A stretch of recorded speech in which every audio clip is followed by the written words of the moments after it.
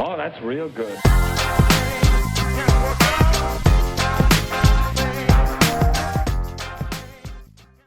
Hello everyone, and welcome to our channel Penny Lesson. We talk about everything finance, from tips on making money and proper investing to news about the different economies and situations affecting the global markets. The goal of this channel is not only to teach you how to be more financially responsible but also to teach you how to be more aware of global events. So why not just sit back and relax while we tell you what's happening in the finance sphere? Be sure to subscribe to my channel and hit the notification bell to be constantly updated on my latest videos. Remember, one penny lesson a day keeps being penny less away. Using one monetary standard over another is more common than ever throughout history as money comes and goes. Cryptocurrencies are now replacing fiat money. Why? Since technology has developed to the point where it is viable and because the public has grown weary of the current monetary system. For far too long, Western governments have widened disparities and devalued the dollar's value among the people. It's time to alter that, and since Bitcoin is decentralized, it cannot be manipulated by any mediator or authority. We, the people, are in charge of it. It is the most democratically minded form of money ever created. Satoshi Nakamoto created digital scarcity in Bitcoin. Code and incentives will ensure that the 21 million coin supply is planned. Individuals have a lifeboat in the form of a technological remedy that can assist them in escaping the financial might of the government they currently reside under. People will adopt Bitcoin from the ground up.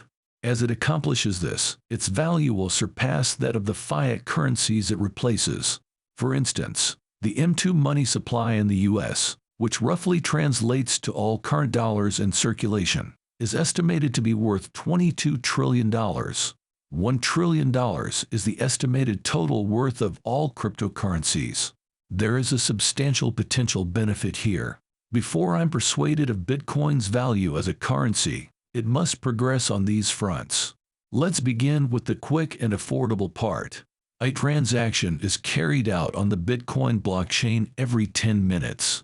These two restrictions, which limit each block to 1 megabyte of code, allow for roughly 3 to 7 transactions to be made every second in Bitcoin. Bitcoin can only process 250 times as many transactions per day as Visa does. Consider the scenario where you want to buy a cup of coffee and want to use the Bitcoin blockchain to pay for it in Bitcoin. In addition to waiting a minimum of a few minutes, you would also have to pay an average of $2. When you discuss transactions on the Bitcoin blockchain, you leave out the potential involvement of third parties and off-layer technology. True, but in that situation, you basically are relying on someone else to carry out the duties of central banks. And you are again using an intermediary who might cause you harm. Because if the dollar or any other fiat currency fails to power this layer, new app-issued money will need to be produced.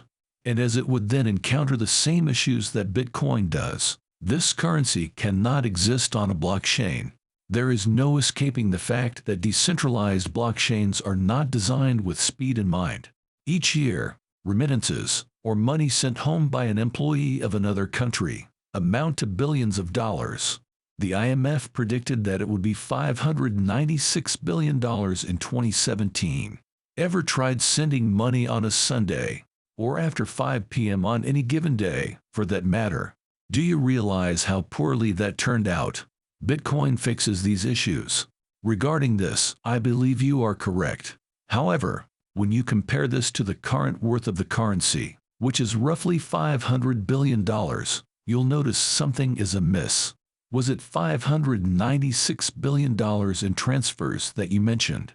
Over the past 12 months, Visa processed about 20 times as many transactions.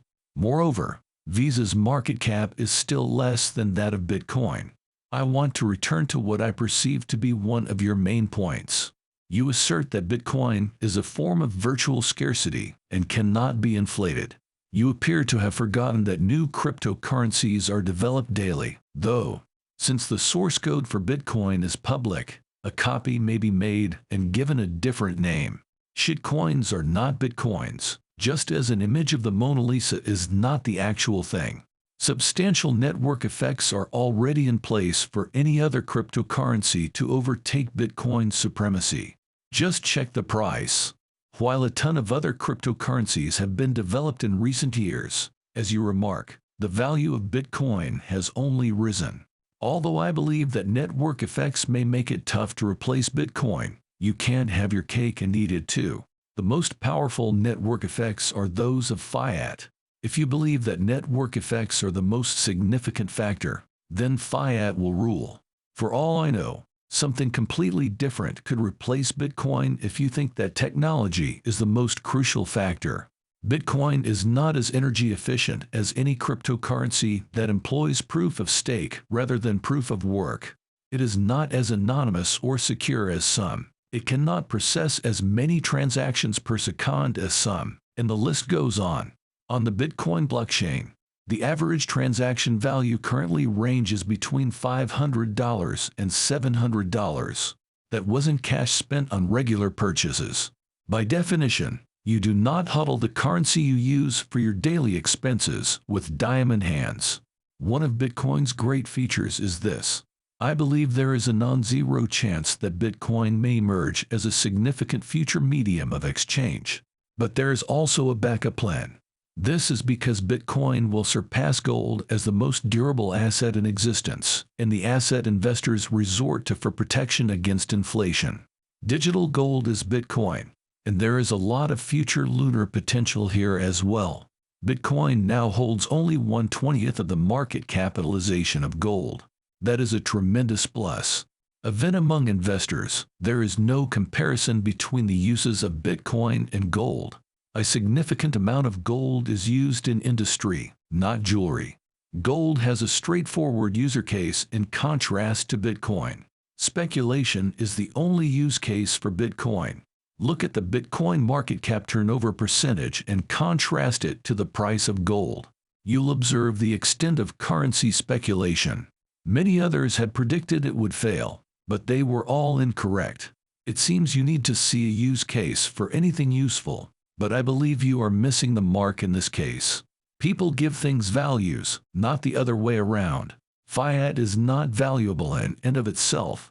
Its value comes from people's trust in it. Supply and demand are all there is to it. The need for Bitcoin will increase the price if more individuals want to enter than exit.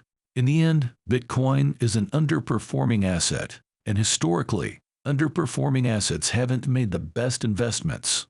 A single ounce of gold will remain unchanged even if it is hidden under your mattress for 50 years and then removed.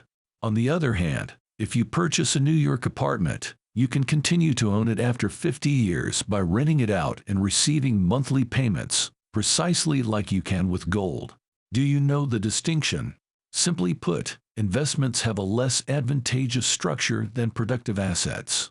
If you consider all Bitcoin owners, they have made zero money. Only money has been exchanged between them. Every seller has a buyer and the other way around. You have a head I win, tails I don't lose often position when you have a productive asset. I don't mind if you don't want to pay more for my Apple stock than I did because I can also sit back and collect the dividends. I'll offer two historical examples of the profits from well-known inefficient assets. Of course, gold is the most prominent. In terms of labor, gold is no longer as valuable as it once was. I believe there is a non-zero chance that, in the future, central banks will use Bitcoin as their primary currency.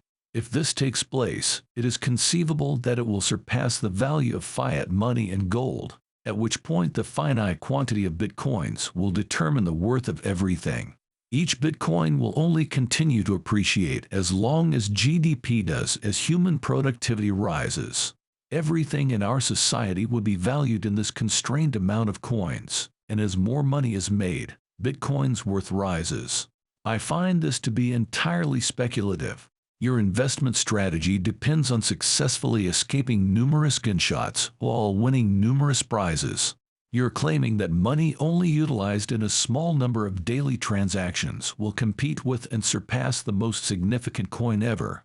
The ultimate global currency is what Bitcoin strives to be. Some dreams come true, but the majority do not. I merely believe that by looking for specifically mispriced businesses on the stock market, I might find more favorable odds. One of the most important tools ever created for the progress of human liberty is Bitcoin. Commodity-based, politically based, and MUT-based currencies have all existed at various times. Bitcoin is similar to the internet because it links strangers worldwide without using an intermediary. Wow, was that news? Why not ponder it? Want to know the latest? Comment if you want more articles like this. This video is just one of many videos on my channel that brings you the latest news about the world of global finance and economics. So go hit that subscribe button if you don't miss out on content like these. If you enjoyed this video, please hit the like button.